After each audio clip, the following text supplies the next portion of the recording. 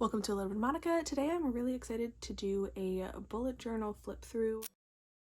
I have had this journal for a couple of years. The first page actually tells you that I have had this since 2019, and let me just say I usually fail within the first month or two of the year, but this year I am hoping that things are going to be a little bit different. I feel like I have more of an accountability, so I'm really excited to be getting into my 2024 reading log. Get started, I will just walk you through the pages that I've created. My first two pages are my goals. I have my reading goals on one side and my channel goals on the other side, and these match with the video that I posted about the goals that I have for this year, the actual book count that I want to read, as well as what types of books I want to be focusing on, and then for my channel, the type of content that I want to be putting out and the consistency with that. So I have my goals set up.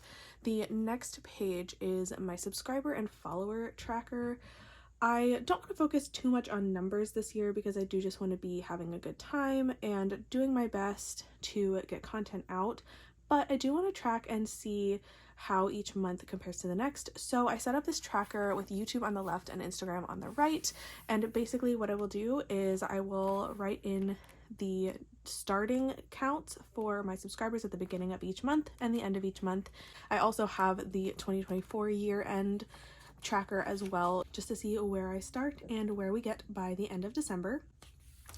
The next page I am really excited for. This is my genre tracker and my reading format tracker. These are two things that I feel like are so wild and chaotic for me, so I'm really looking forward to being able to keep track of these things. The genre tracker, I read a lot of genres. I love a lot of them, and it's really hard to keep track of just how many, other than using things like Storygraph or Goodreads to track.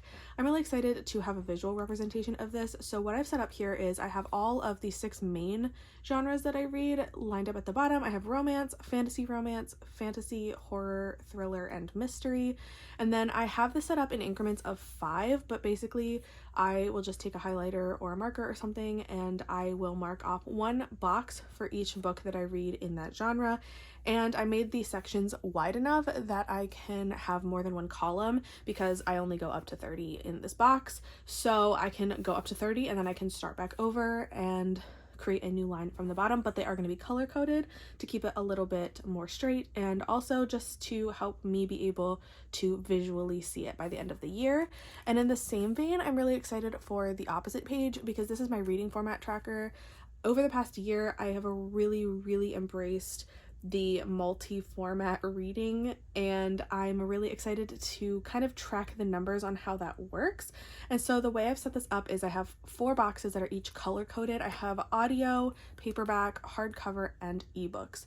And basically what I'm going to be doing for this is coloring in one box for each format that I do, but the difference is that here, if I do an audio and a paperback at the same time of the same book, I will color in both boxes because I want to see, you know, am I listening to a lot of audio on its own, or am I listening to a lot of audio and paperback? And so I may even decide to color code, like if I'm listening to paperback with audio, then I may do like 2 colors in one box just to show that that was done at the same time. I'm not quite sure yet, but I am really excited to see the color differentiation between the 4 formats. The next page that I'm really excited for is not going to really come into play until the end of the year, but this is my book awards and superlatives page. This is basically a place I have drawn out 10 award boxes, and by the end of the year I will have 10 categories that I want to basically give away awards for different books. This kind of goes in tandem with the following page in my book, but essentially I want to be able to give different books awards for things like best scene or most memorable quote, or because I do tend to read a lot of romances, maybe I will do favorite trope, most spicy romance, or best world building fantasy, or something along those lines. I am going to fill in the actual award categories at the end of the year once I have an idea of some of the books that I've been reading, but this is kind of a way to recognize books that maybe don't make it into my top 10 but still have standout features that I want to mention in my superlatives. And then that leads me to the next page, and this is going to be a multi-page flip out that I'm really excited for. Basically, because I mentioned before that I read a lot of different genres, when it comes to making my top 10 for the year, it's really, really difficult to actually narrow it down to 10 books because sometimes whole genres get completely blocked out of the top 10.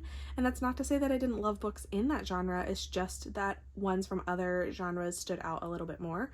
And so what I've done is I've decided to track my top 5 books in each genre. So here I have my romance, fantasy, and fantasy romance with a couple of doodles representing those genres.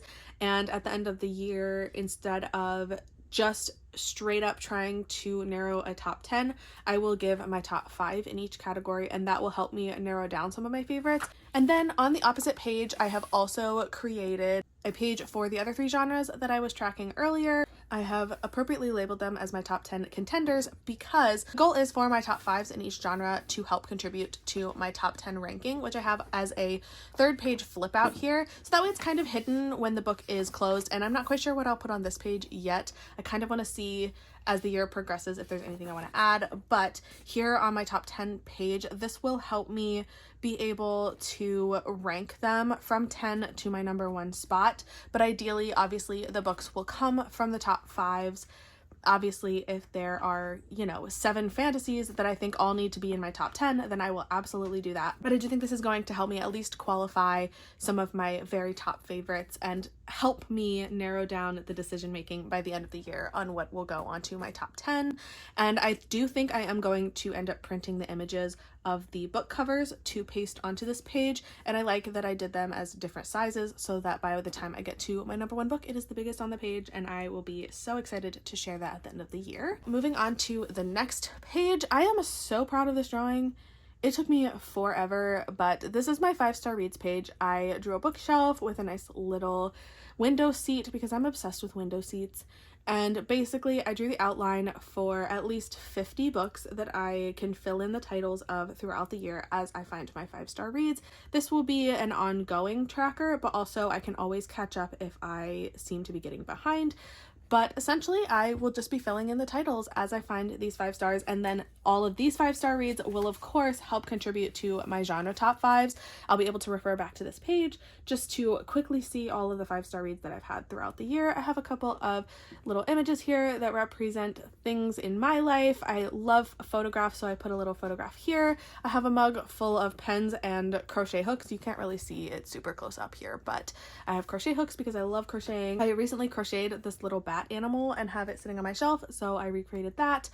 I created this version of Audrey 2 on my page to represent the Audrey 2 that I have on my shelf currently. I handmade it for a Halloween costume of the Little Shop of Horrors for back in 2022, and I was so proud of it because I made it from scratch with just random pieces from the craft store, and it ended up looking really good, and I feel like every time I look at it on the shelf, I'm so proud of it. So I wanted to fit that into my picture. So I put that on the windowsill. You can see the little blood dripping out of the man-eating plant's mouth. And then just some other little things. I do have a poison bottle sitting on my shelf, so I added that in. And a little mouse for the cat. I have a cat bed drawn down here, but I haven't had the confidence to draw the cat because I'm afraid of messing it up.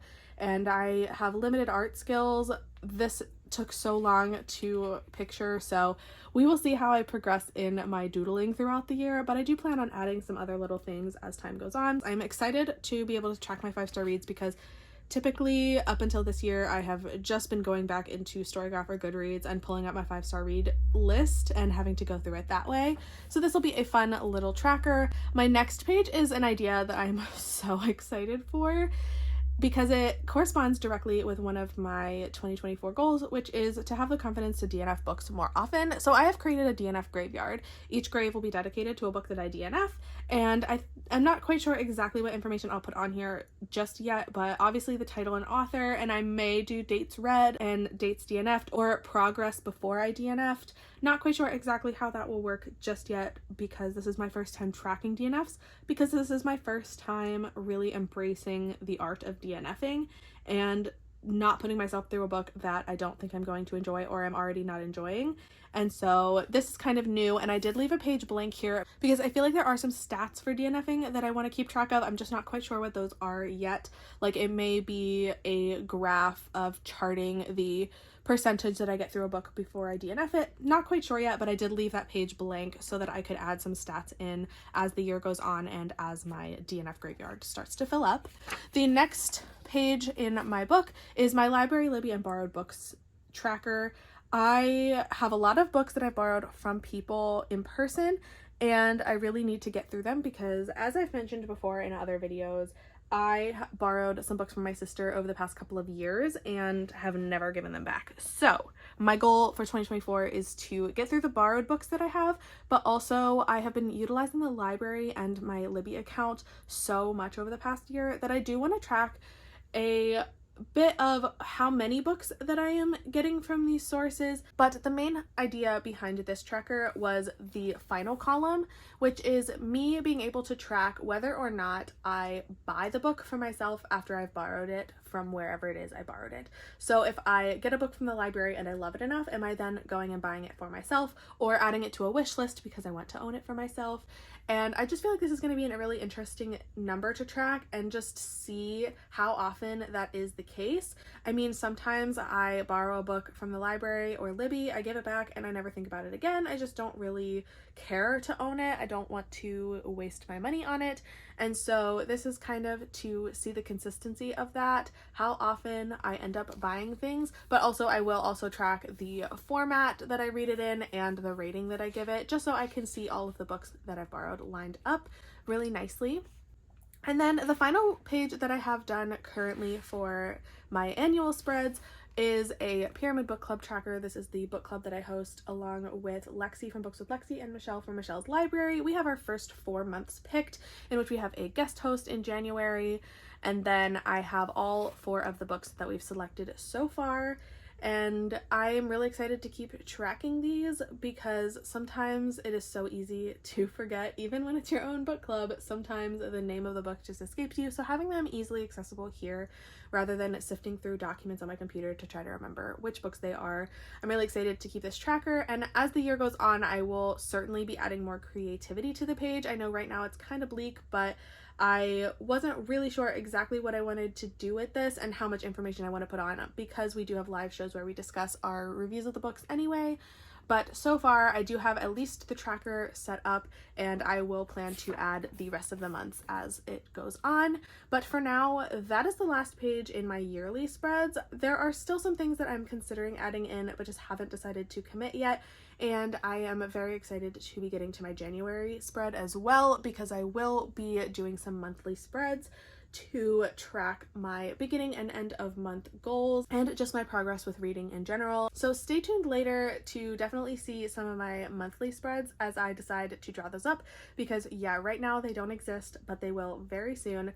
So I am very excited for all that is to come, but I want to thank you so much for watching my journal flip through. And if you have set up a journal for yourself, please let me know what you plan to be tracking, what some of your favorite elements are. I am absolutely obsessed with some of the other journals that I have seen. Lexi and Cassidy from Covers of Cassidy and Mel from Mel and Our Reads, we have been kind of making our journals together, which has been a lot of fun and being very productive in getting our journals set up, and I absolutely love what they have done with their journals. So definitely make sure to go check theirs out because everything looks so good, and we are all so excited to get into this new year.